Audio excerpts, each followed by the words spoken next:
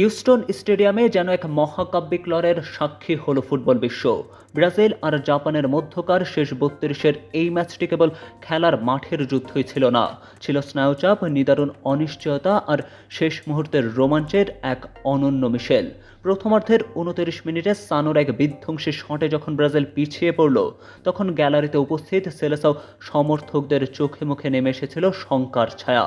জাপানিদের সুসংগঠিত রক্ষণভাগ আর গোলকিপার সুজুকির দেয়াল হয়ে দাঁড়িয়ে থাকা পারফরম্যান্স ব্রাজিলকে দীর্ঘ ১ ঘন্টা গোলহীন হতাশায় ডুবিয়ে রেখেছিল।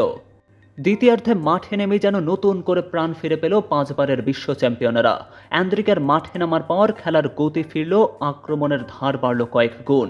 ৫৬ মিনিটে ক্যাসিমেরোর সেই মহেন্দ্রক্ষণ, তার হেড থেকে আসা গোলটি কেবল সমতাতেই ফেরাল না, বরং জাগিয়ে তুলল হার না মানা ব্রাজিলীয় জেদ।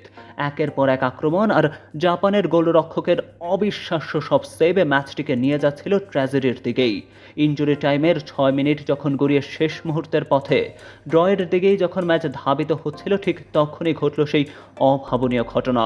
যোগ করা সময়ের ৬ষ্ঠ মিনিটে তানাকার ছোট্ট একটি ভুল মুহূর্তে কাজে লাগালেন গিমারায়েস।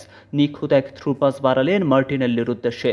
বল পাওয়ার পর মার্টিনেল্লির পায়ের জাদুতে মুহূর্তের ব্যবধানে সুজুকিকে পরাস্ত করে বল যখন জাপানের জালে আছড়ে পড়ল, তখন গ্যালারিতে যেন বিস্ফোরণ ঘটল উল্লাসের।